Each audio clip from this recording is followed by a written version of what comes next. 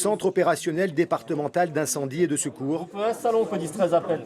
Les sapeurs-pompiers sont chaque jour un peu plus inquiets. Il faut dire que cet été 2022 est en train de battre tous les records de chaleur et de sécheresse. Quelques minutes après notre arrivée, un départ de feu est signalé le long de l'autoroute A7, du côté des Pennes Mirabeau. Donc on a déjà un hélicoptère départemental qui est engagé et un pélican. Okay. Oui, c'est ça.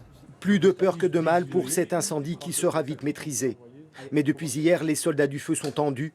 Le Mistral est de la partie et devrait se renforcer d'ici jeudi soir.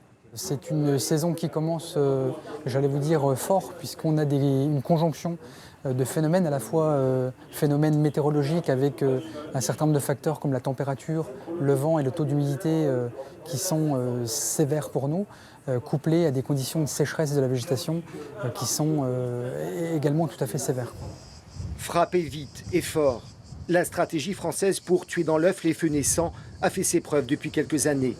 Dans cette lutte, la surveillance s'est donc logiquement elle aussi renforcée. 31 vigies sont réparties sur le département des Bouches-du-Rhône. Cabriès, c'est vers ici, 83. Ce sont un peu les yeux des sapeurs-pompiers sur ce territoire. Il faut être très réactif pour faire monter en puissance les secours. La difficulté, c'est de bien voir au seuil la fumée au départ pour éviter que le feu prenne déjà de l'ampleur. Et il y a pas mal aussi de poussière qu'on peut croire que c'est un feu, mais en fait, il faut faire la différence, quoi. Depuis ce matin, 23 des 25 massifs forestiers sont fermés dans les Bouches-du-Rhône en raison du risque élevé d'incendie. Des incendies qui, 9 fois sur 10, sont d'origine humaine.